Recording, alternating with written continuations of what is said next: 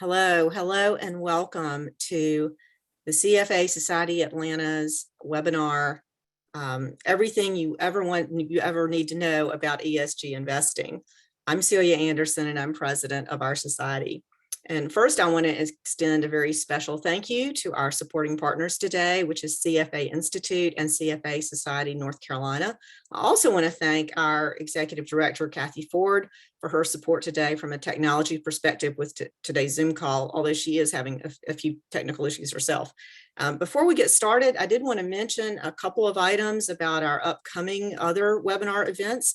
The first is on May 4th, and that is Enhancing Evaluation Analysis. That is also from noon to 1. The second one is NFTs, FAD or Frontier Assets, and that event is on May 11th, also from noon to 1. Finally, we have many other options out at our website. We hope you will go take a look, and our homepage even offers you the option to link into the Alpha Summit Global Conference to register for that if you have not done so already. And I would highly encourage it. I have registered for that at the premium level, so please consider. As for today's session, we are delighted to be joined by Chris Fidler, who's Senior Director, Global Industry Standards, and Liz DeFreitas, who's Manager, Society Relations, both from the CFA Institute.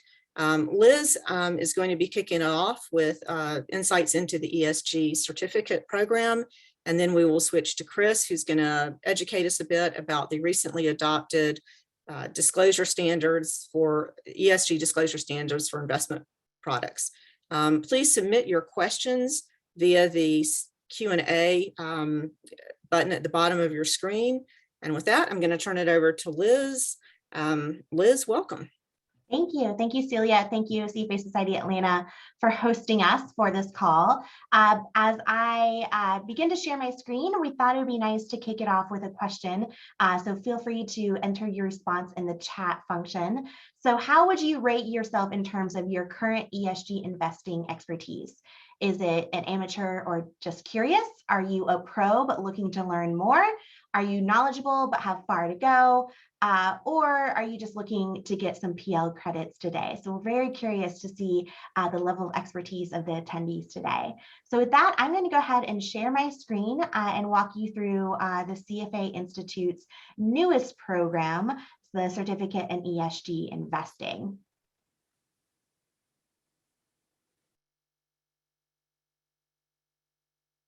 Oh, hold on one second. Let me re-share that one more time. Wonderful. And I just want to make sure, can you guys see the presentation screen? Or are you seeing my notes screen? Sorry.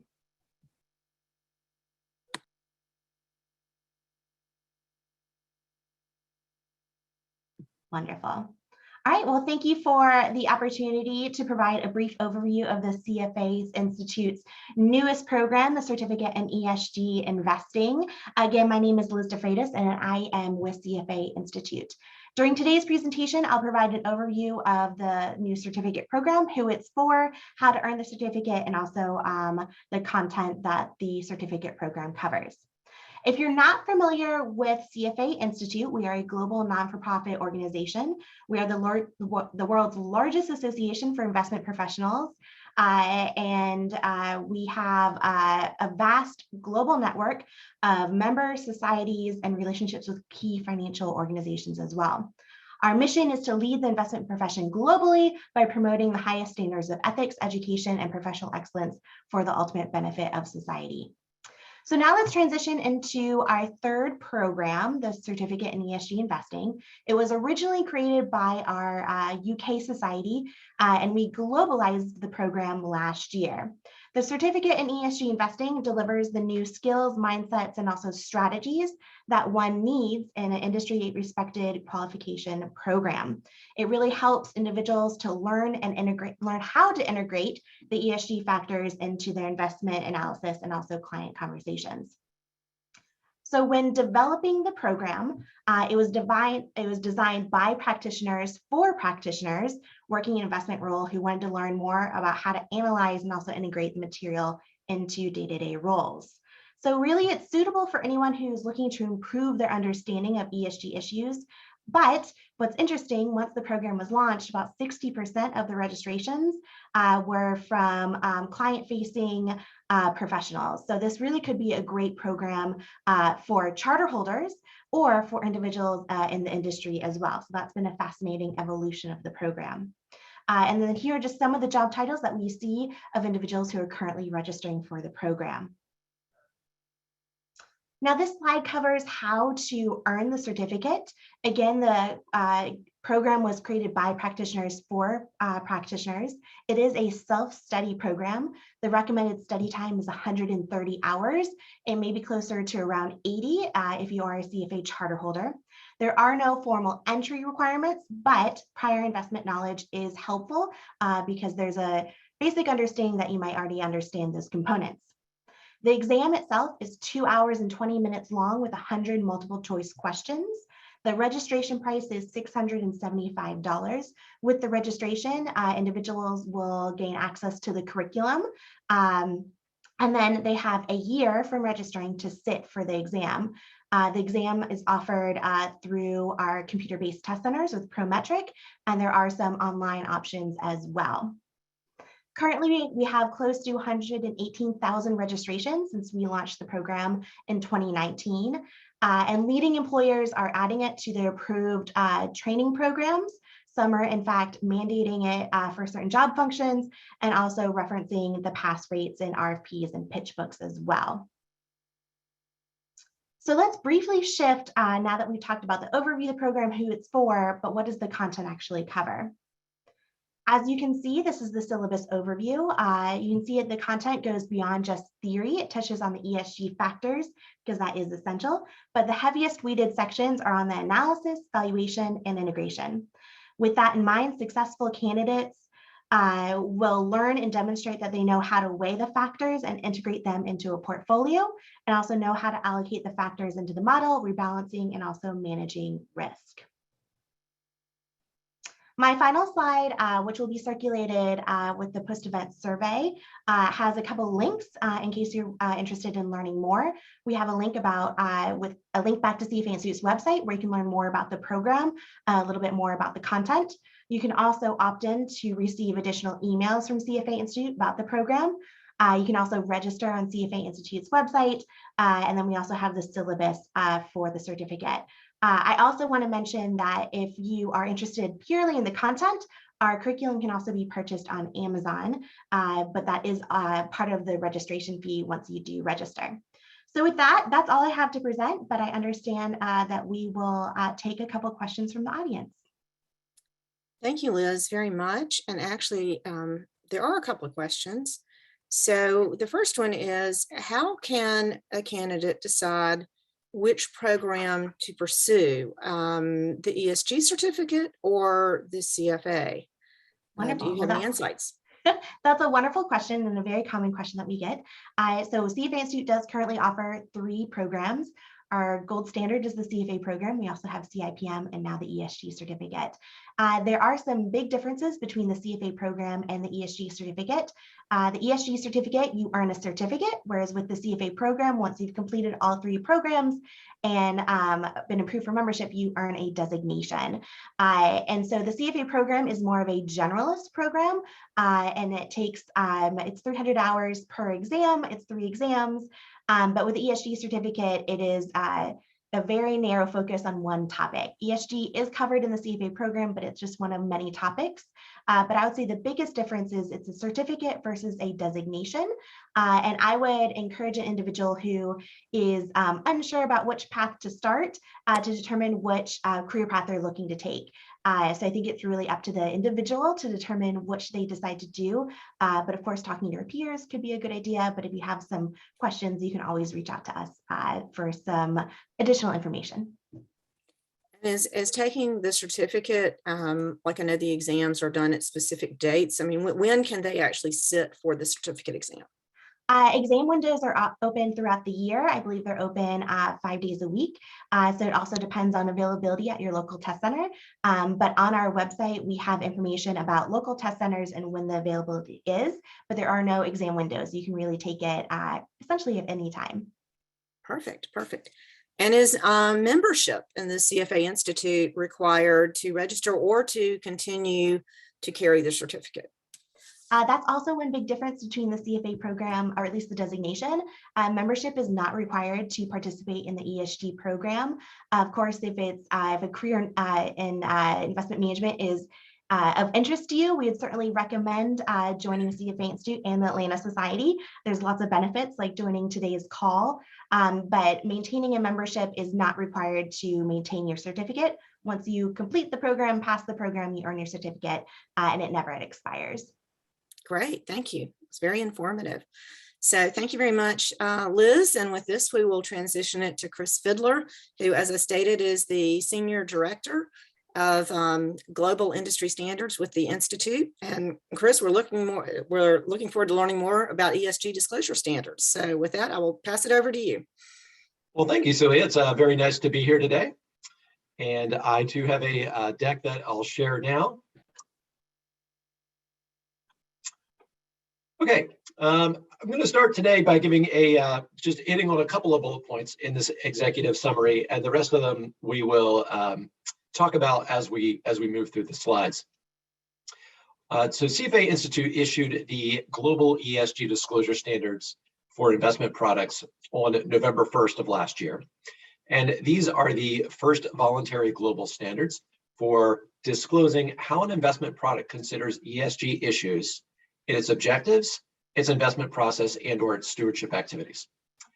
And I want to note that these standards were developed not just by CFA Institute and staff, but they were developed through a transparent, collaborative process that was informed by 2 rounds of public consultation, where we got a total of, I think, about 160 comment letters, as well as guided by our ESG Technical Committee, which is composed of volunteer investment professionals serving in roles in different types of market participants, from asset owners to consultants to asset managers to service providers.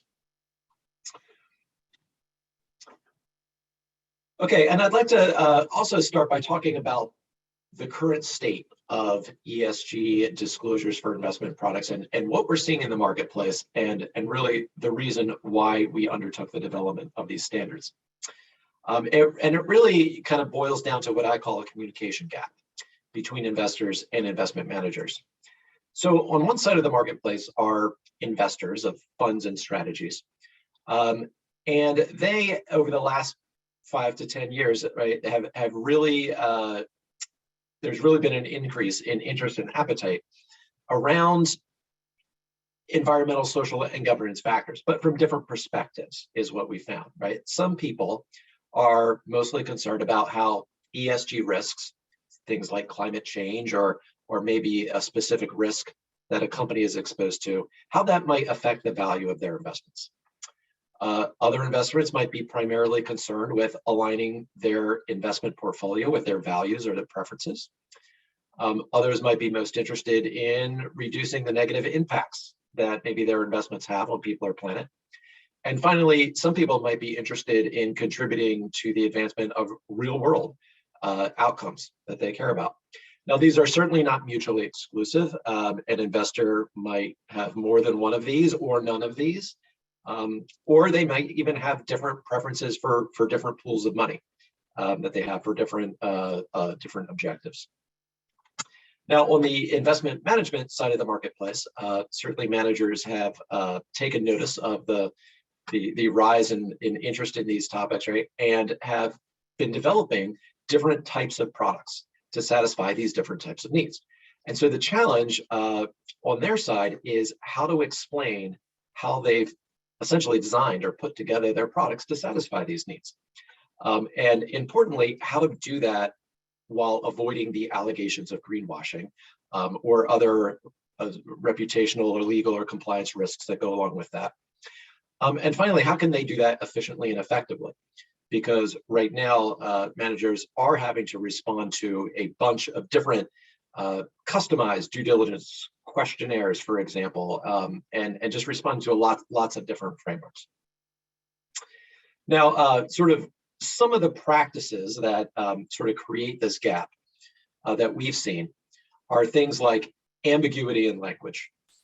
So, for example, a manager may talk at a very high level about, sustainability or, positive selection or the positive impact that an investment might have. But if those terms aren't defined or talked about with any level of precision, it can be very difficult for investors to understand really how that product is designed and what it's intended to do and what they can expect from it.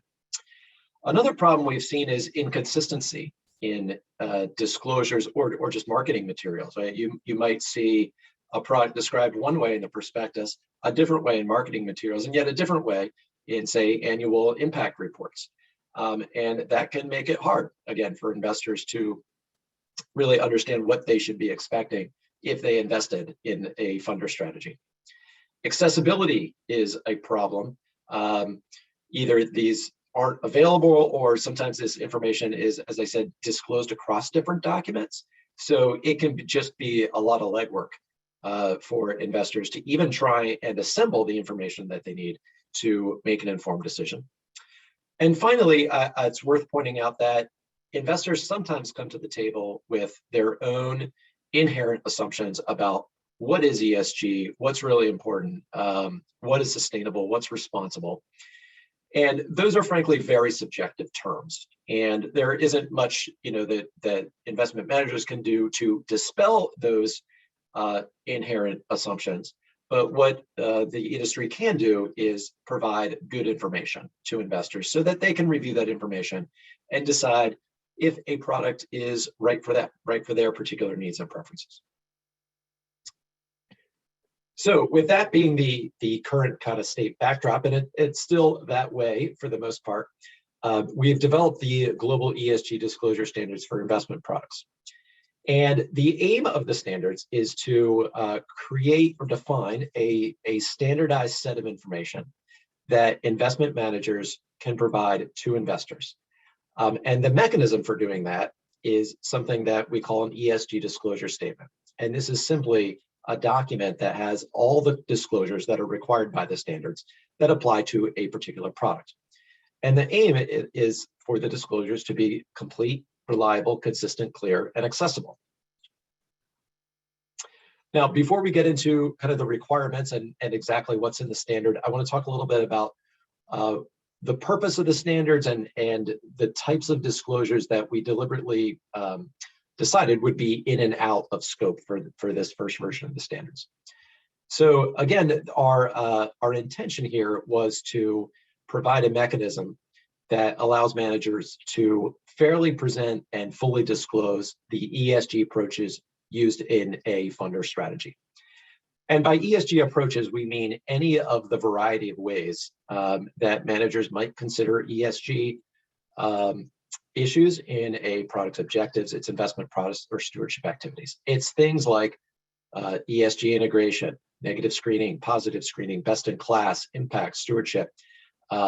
And those terms, by the way, aren't really well defined, and we'll circle back to that. But what we intended not to do, or we did not have the intent to create rules or criteria for managers to design a product. So there's no limitations in this in these standards that would say a manager has to construct a strategy that looks like this, that does this. Managers are free to construct whatever kind of strategy they want. And furthermore, we made sure that these standards were policy neutral, so to speak. We're not trying to advocate for investors to prioritize one set of things over something else. So it's really just a very common sense kind of a standard that enables managers to do what they say and say what they do. It's very, again, common sense approach in that manner. Now, the types of disclosures we aimed to create or to provide were, again, disclosures related to how the product is put together. So it's really information that managers already have by the time they're issuing a fund or a strategy. They've made these decisions, and often it's about then how to communicate those decisions to a prospective investor. So we chose not to try and create requirements for ongoing reporting. So you'll see no metrics, no requirements for specific metrics that have to be reported on any sort of ongoing basis. The farthest we go into reporting is simply asking for disclosure about where investors can find such reporting if they wanted to look at that as well when they're deciding whether or not to invest. Now, if you go to the table of contents of the standards, this is what you'll see, and I just want to point out some of the more important sections.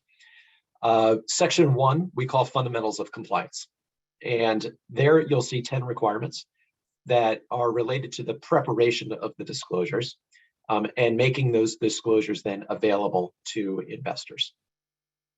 And pretty straightforward sort of requirements. Secondly, you'll see a section called investment product ESG disclosures. And those are requirements for what must be contained in the ESG disclosure statement. And we certainly recognize, again, that different products use different types of approaches that can be combined in different ways. So a lot of these requirements start with the words, if an investment product does this or uses this, then this information must be disclosed. And I've blown this section out on the right-hand side of the slide. And what you'll see here is there's a couple of high-level requirements for a summary description of the approaches used in the product, as well as a summary description of the specific ESG issues addressed through those approaches, really, if any. For example, a product that uses ESG integration and only ESG integration. And by that term, I mean looking at financially material ESG issues. We would not expect to see a disclosure there because there aren't really specific issues or specifically identifiable issues that are common throughout the process. You're looking at those issues in context of a particular investment. But certainly, we see other products in the marketplace that are marketed as things like the gender diversity fund, or a low carbon fund, or an impact fund of some type. And those types of funds typically do have certain issues that are important and influential, either in the product's objectives, its investment process, or its stewardship. So that requirement is essentially an upfront summary description of those issues, because again, we find that investors have certain issues that they're interested in. So that's helpful to them to see an upfront summary description of those. And then the last summary level requirement is whether or not the fund or strategy complies with any third-party ESG labels or certifications. And what we mean by those are the types of programs that, frankly, we don't really have any here in the US, but in other countries, things like Fidler out of the Netherlands, or the Greenfin label in France. And then we get down into the detailed level requirements. And basically, these are the ways that managers bring ESG considerations into products. And what we found is there's a finite number of ways that managers are doing this. And so this is a very complete and robust sort of framework for thinking through what have I done to incorporate ESG issues into this fund or strategy. And so we cover sources and types of ESG information. It's like the data sources that you might be looking at, where you're getting your information. Systematic consideration of financially material information. You could call this ESG integration. We didn't, because we wanted to avoid some of that problematic terminology. Another way managers might bring ESG considerations into a product is by using an ESG index as an investment universe. That would be typical for a passive type strategy. Another method is ESG screening criteria, and this covers negative screening, positive screening, best-in-class screening. Doesn't matter what kind of screening. There's requirements that essentially are written in a way to cover all those different varieties of screening. Next, there's requirements for targets for portfolio level ESG characteristics, if the fund has that. And an example of one of these characteristics would be something like weighted average carbon intensity. So we're seeing funds that, for example, that say, we intend to construct a portfolio that has 50% weighted average carbon intensity, less than some benchmark. And that portfolio level target essentially acts as a constraint in the portfolio construction process. Next, portfolio level allocation targets. So it's pretty common for sustainability products or products labeled or that are marketed as sustainable to have some sort of portfolio level allocation target to investments that are deemed to be sustainable, usually by some third party taxonomy like the EU taxonomy.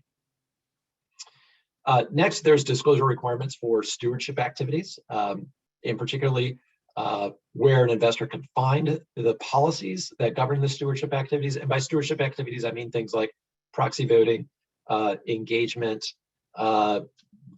direct involvement with the company's management, or taking a seat on the board, or could even be upkeep and maintenance of real estate kind of assets.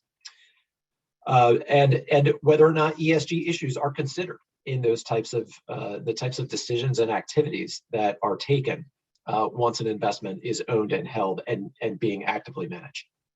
And finally, there's requirements for environmental and social impact objectives. And by those, we mean specific identifiable objectives for real world outcomes. And when a product has an objective like that, it's usually in tandem with a financial return objective. And so once a consideration essentially rises to that level, there's some really important things that need to be disclosed, like what exactly is that objective? How is it going to be measured? How's it going to be reported? What's the plan for achieving that objective? What are the risks to achieving that objective? So there's a number of disclosure requirements around that. Frankly, there are not too many of these types of products in the marketplace, at least at this time. But it seems like there's a lot of interest in them. So we may be seeing more of those types of products in the future. Two more things I wanted to point out here back on the table of contents. One is a section on ESG terminology. The standards actually don't have any requirements in this section. Managers are free to use whatever terminology they want. They're not prohibited from using any type of terminology in a fund's or strategy's name or product description. But we do have some recommendations. One is to use plain language.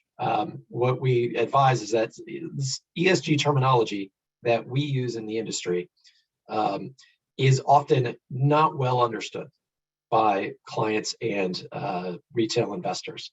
And so if you can avoid using this terminology, you probably should.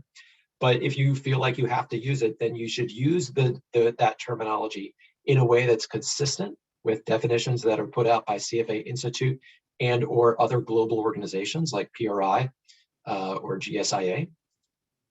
And if you choose to do that, you should also make sure you clearly define the term in your disclosures so that a reader who is unfamiliar with the term really knows what you're talking about when you use that term.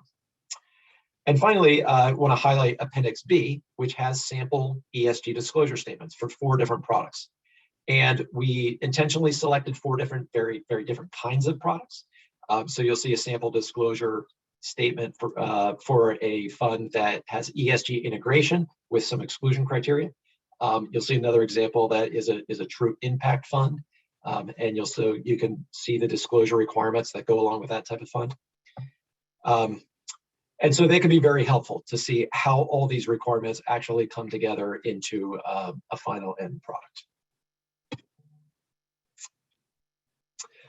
Next, I'd like to talk a little bit about the benefits, because there's really valuable, important benefits of when information is standardized. And those benefits accrue to both the buyers and sellers of investment products. On the buyer side, having standardized disclosures and high quality disclosures really helps them better understand, evaluate, and compare investment products. And in this case, the ESG approach is used in investment products. And it can really help complement and streamline buyers' manager search or product selection processes, their due diligence, governance reporting, and record keeping processes. So there's just a number of places where investors, consultants, distributors, they need this information. So to have it and be able to use it then in the ways they need to really helps them out. On the investment manager side, there's a number of benefits. And I think first and foremost, I hope this is a tool to help facilitate the sales and distribution of investment products. because we have seen a number of studies that say people get confused about how, when people start talking about ESG and impact, it can become overwhelming because frankly, investment products are complex to begin with. This doesn't make them any less complex or easier to understand.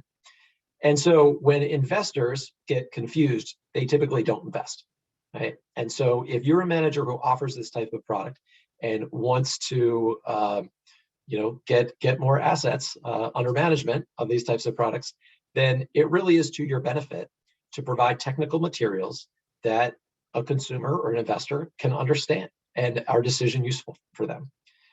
Secondly, we think standardization will save time and effort in responding to RFPs and DDQs. Again, these are quite customized today, and we feel that we've really tackled the important things that need to be disclosed. So hopefully what we'll see over time is by moving some of this information further up in the product selection process, then of course there's still going to be due diligence. But we've even heard from consultants say things like, I'd love to have more of this information up front so I can actually spend my time more effectively in due diligence and digging into then some of these things that I've read in an upfront disclosure statement. Third, under using these standards can reduce reputation, legal, and compliance risk. And here's why. Here in the US and in other places, right, we've seen the SEC or other regulators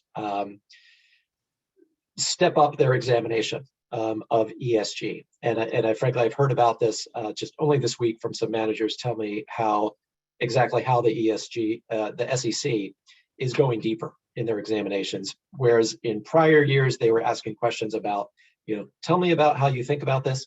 Now they're asking questions like, show me your policy for that. Show me your results.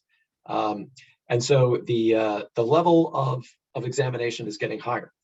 So if you do this work in advance where you really think through, how have I incorporated all this information in my product? And am I really reflecting those decisions in a fulsome, accurate, transparent, fair way in my disclosures and my product documentation? I think that will really help you prepare for a regulatory examination and help avoid any sort of surprises that would come out of that. And lastly, certainly adopting voluntary global standards can really only enhance your brand. That's the kind of thing that investors and clients want to see. They want to see managers who do the right thing. It helps engender trust between the client and the manager. Helps. It's a proof point for how you're putting their interests first. Next, I want to talk a little bit about the applicability of the standards. So we very intentionally set out to make the standards universal in nature, really through a couple of different lenses, if you will. One is we wanted to make sure the standards could address all ESG approaches. And we talked a little bit about what those are. They go by different names. There's very much many different types of tools, but it really covers that whole universe, and it gives managers the flexibility to describe which tools they've used, and it gives them guidance about how to talk about those tools. It is appropriate for all vehicles. So it works for pooled funds, it works for ETFs, it works for strategies by which individually owned accounts are managed, works for partnerships, and even certain types of contracts. It's applicable to all asset classes, so we don't have asset class specific requirements. They are broad enough and flexible enough to talk about or cover the different asset classes, as well as public and private markets. And we made sure they were appropriate for all markets. So again, we made sure they were policy neutral. We're not trying to influence the flow of capital. We're not trying to influence any individual's investment priorities or their objectives. And we made sure that the standards would not conflict with any regulations that are out there. And lastly, and very importantly, I think, investment managers are permitted to apply these standards on a product by product basis. Meaning, you do, like when you want to use these standards, you don't have to commit to writing, a disclosure statement for every product that you offer. you can choose to do this on a product by product basis, because you may decide that certain products, these standards are applicable because it really is an ESG product. That's an important part of the marketing. And so you want to make sure you're being clear about that. And you may have another product, frankly, where ESG integration might be part of it, but maybe it just doesn't even play a big role and you're not even highlighting it. Standards could still be useful in that situation, because investors still want to know probably how ESG issues are thought about in that kind of product. But that might be a later priority for you. So we didn't want to put managers essentially in this situation where, you know, it's an all or nothing decision. It's a big project or it's nothing, because frankly, even getting disclosures out there in the marketplace for some products is progress. And we need to recognize that, you know, this is a journey. And this is these are practices that need to be developed and improved over time. So I want to tell you about some of the next steps that are coming. I'll start on the right here, which is with an optional template. So when we put the standards out for public comment, both buyers and sellers said they would really appreciate a standardized format for the disclosures. Now, we are, you know, leery of requiring a one-size-fits-all solution. So this really is an optional tool. If managers want to use this template, they can do so. If they want to use a format of their own choosing, they're free to do that too. But, you know, based on prior feedback, we think there will be a lot of take-up of this template. Second, we're working on a handbook. This handbook will provide explanation and interpretation of the requirements in the standards, as well as additional examples or sample sort of language that we feel fulfills the requirements. And finally, assurance procedures. And if you're familiar with GIPS, you may know there's a verification process that is recommended, not required. We're taking the same approach here. What we want to establish is a mechanism through which, if a manager wanted to provide or obtain an independent third party's view of whether or not their ESG disclosure statement met the requirements and was a fair and full representation of the product, that then they could get that independent third party, and that third party would have defined procedures by which they test the disclosures. And that, again, standardizing that helps the marketplace for those services, because then all providers are essentially bidding and competing on really the same set of requirements, and that helps managers to know what to expect when they get these types of services. And so last but not least, if you are interested in adopting these standards, if you're an investment manager, it's pretty straightforward. There's 4 things to essentially check off. One, you need to document your policies and procedures for complying with the standards. And this is not a heavy lift. Essentially, what you'd want to document there are things like who is responsible and accountable for developing these ESG disclosure statements. Who's going to make the decision about, you know, which products to apply them on? It's really common sense stuff that you're gonna have to make these decisions anyway, and it's just good practice to document those types of things within policies and procedures. Secondly, you need to prepare an ESG disclosure statement for one or more investment products. You would have to notify CFA Institute that you've made use of the standards by submitting a very simple form on our website. Probably take you 5 minutes to fill out. And last but not least, make whatever ESG disclosure statements that you've prepared, you would need to make them available to investors. And by the way, we've given managers flexibility on how to make them available. So you could post them on your website, you could make them as part of a pitch book, you could hand them to the investor in a one-on-one meeting. Really, it's up to you. Our recommendation would be, you know, utilize whatever mechanisms you're already using today. You're already providing marketing information. This should be viewed largely as another piece of information, and it'd probably be efficient to leverage your existing processes. So with that, I'll wrap up the presentation, and Celia will come back for some Q&A here. Yes, Chris, thank you very much. That was very informative. And actually, the first question I have is, how are the CFA, the Institute's ESG disclosure standards related to the International Sustainability Standards Board efforts, the ISSB efforts? Yeah, great question. And there's a lot of standards out there, right? And certainly throughout this process, we heard a lot of people, ask this question or just, oh my gosh, there's so many standards, right? Why another?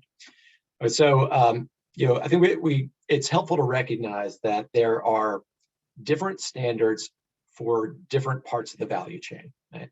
And the ISSB standards are tackling issuer disclosures. Right? So these would be disclosures made by like Coca-Cola, right? For example, that investment managers are going to use and rely on. Now, investment managers then turn around though and offer funds and strategies to other investors, right? And that's where our disclosures come in. So it's disclosures for investment funds and strategies versus disclosures for issuers. That is all sort of part of the same value chain, but they're very different animals, so we need different standards for those different things. Yeah, great, thank you. I was confused by that myself yesterday when I was going through this. How about the SEC? Are they going to be issuing product level ESG disclosure requirements or product labeling, naming rules? Yes, this is the big question out there right now. And the SEC has put investment product disclosures as part of their regulatory rulemaking agenda. And on their website, they say they're going to put out a notice of proposed rulemaking April 2022. So that's this month. We haven't seen it yet. I wouldn't be surprised if we saw it before the end of the month, and yet I also wouldn't be surprised if we didn't, because they've been pretty tight-lipped, honestly, about what their plans are in this realm. We do know, we have seen Gary Gensler talk a number of times about the importance of these types of disclosures and labeling. He has a short video series, which is pretty interesting if you haven't seen it. And in one of those, he talks about makes an analogy to low-fat milk. I think is the analogy about, hey, we see these labels like when we go to the grocery store and we buy food, and it sets expectations for the consumer. Similar thing here when we use terms like sustainability or low carbon, those terms. And so this is a very important issue to tackle. So it really, though, remains to be seen how they will adapt the names rule. If they'll come up with something different, if they'll use the asset-based test that's currently part of the names rule, or if they'll take a different approach. So we'll just have to wait and see, I think is the answer. And when you say you wouldn't be surprised if they didn't do it this month, you just mean there might be a delay, or do you mean they would be taking it off the table? I think a delay is what I'd say right now. I do think I feel like it's been kicked back a couple of times for other things, and just other rules have come out ahead of it. So for whatever reason, they may be wanting to delay, wait and see, or prioritize other things first. Okay, great, thank you. And how is the CFA Institute supporting firms which have an interest in adapting these standards? Yeah, another great question, and that is, so one thing we're doing is having one-on-one conversations with firms who are interested in adopting the standards, and taking their questions one-on-one, answering any specific questions they have about particular requirements, particularly since the handbook isn't out yet. We can do that. The handbook's nearly done. It'll be out in June. Another thing we're doing is if managers want to essentially pilot an ESG disclosure statement for, say, one of their products, and they want to send us that draft, we'll provide feedback on it, which can then be very helpful to know you've got a good starting point, right? And then it becomes easier to replicate that for other types of products.